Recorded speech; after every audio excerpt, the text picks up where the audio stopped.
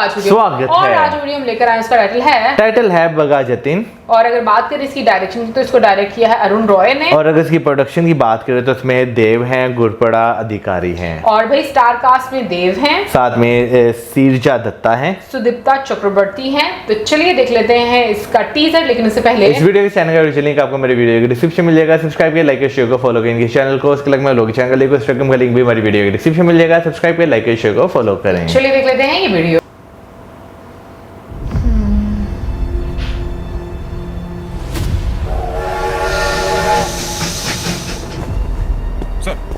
बस इतना याद रखिएगा कि हमारा आपके अलावा और कोई नहीं है। सर मैं कुछ नहीं जानता।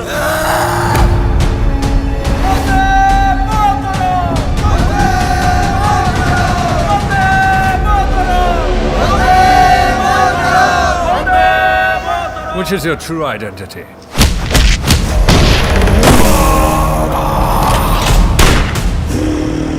मैं भारतीय हूँ और यही है मेरा परिचय।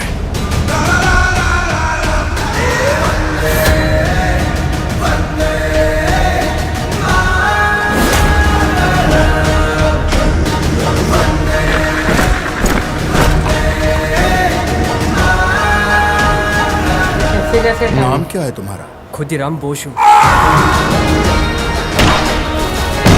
एक कदम भी आगे बढ़ाए तो यही काट डालूंगी।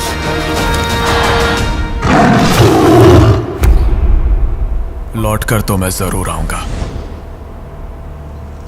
या तो आजाद भारत का नागरिक बनकर या आजादी का सपना बनकर। आएगा फिर लौट के राही। भाई हम जब फ्रीडम फाइटर्स की बात करते हैं तो हमें जो है ना चंद गिनती के नाम जो हैं जो हमें हमेशा याद रहते हैं, लेकिन जो है मुझे सबसे अच्छी चीज़ ये लग रही है कि अब जो मूवीज़ बन रही है ना उनमें ऐसे हीरो जो बहुत लंबे अरसे तक हमारे लिए अननोन रहे हैं उनके बारे में भी अब हमें पता चल रहा है। ऐसे मैं पाकिस्तानी लोगों की बात करूं तो इनको तो किसी फ्रीडम फाइटर के बारे में पता ही नहीं है, लेकिन ये कि अब इस माध्यम से बहुत सारे लोग जो कि स्पेशली अगर मैं बात करूं रिएक्शन चैनल्स वाले हैं उनको जो है वो आइडिया होना शुरू हो गया, पता चलना शुरू हो गया। सो मुझे लगता है कि बहुत अच्छी बात है कि हमें डिफरेंट प्लेटफॉर्म पर ऐसी पर्सनालिटीज़ के बारे में, ऐसे फ्रीडम फाइटर्स के बारे में दिखाया जाता है, बताया जाता है, उनकी एक स्ट्रगल के बारे में, क्या उनका योगदान रहा है, किस किस तरीके से उन्होंने देश की आज़ादी के लिए, एक्चुअली आज़ादी के लिए उन्होंने काम किया, लोगों को इंस्पायर किया, लोगों को मोटिवेट किया। सो हम चाहे जो कोई भी है, जितने भी फ्रीडम फाइटर्स हैं, आज जैसे हम लोगों को हमारे सामने बगा जतिन जी की हम कहेंगे कि एक तरह से उनकी लाइफ पर ये मूवी बनी है कि किस तरीके से उन्होंने स्ट्रगल करके जो भी उनकी लाइफ रही है उसमें ब्रिटिशर्स का सामना करके आज़ादी के लिए जो मेहनत की।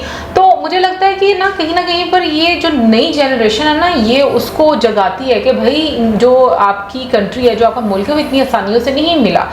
मुझे वैसे सबसे ज़्यादा दुख की बात ये लगती है, ऑनेस्टली बोलूँ, कि हिंदुस्तान के इतिहास की मुझे सबसे जो मैं बात बोलूँ ना कि जो मुझे दुखी कर देती है वो ये कि अपनी ज़मीन पर, ये भी नहीं है कि कहीं और की ये ज़मीन है, अपनी ज़मीन पर के बाहर के लोगों ने आकर इतना आक्रमण किया और अपनी ज़मीन पर आप खुद गुलाम बन गए। सो मुझे ये चीज़ बड़ी दुखी लगती है कि इस लाइक कि आपका अपना घर है लेकिन आप किराए पर रह रहे हो। तो मुझे ये चीज़ इतनी दुखी करती है कि या तो होता ना कि अगर जैसे आप जो पहले के टाइम पर कहीं और जाकर आपने नई जगह ढूंढ ली और वहाँ पर लोग जाकर बस गए, वो एक अलग चीज़ होती है। तो मुझे लगता है कि ना हम लोगों को ये चीज़ जो है समझनी चाहिए, हमें अपनी ज़मीन की जो कीमत है उसके बारे में पता होना चाहिए कि ये कितनी मतलब प्रेशियस है हमारे लिए और ये कितनी खास है। भाई देखें फिर बात भी आ जाती है कि जब अपने आपस में लड़ रहे हो ना, फिर बाहर वाले जो है ना उसका भरपूर जो है वो फ़ायदा उठाते हैं। आप हिस्ट्री अगर उठा के देखते हैं ना इंडियन सब कॉन्टिनेंट की, तो यहाँ पर आपको जो है ना जो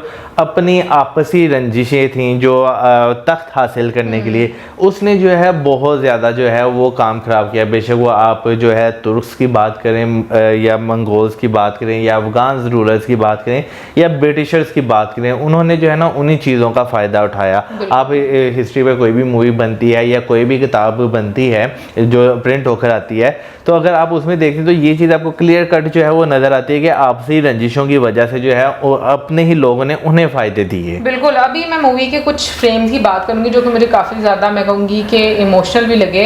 सबसे पहले तो जब उनकी आई थिंक वाइफ होती हैं जो उनको बोलती हैं कि आपके अलावा तो हमारा कोई नहीं है, सो वापस आने के बारे में बोलते हैं। लेकिन देखो जितने भी फ्रीडम फाइटर्स हैं, मतलब उनकी वापसी का किसी को तो कोई पता नहीं होता, जिस तरह की उनकी लाइफ थी। बिल्कुल। उनकी अपनी पर्सनल लाइफ तो कुछ थी नहीं और कंट्री को उन्होंने सर्व किया।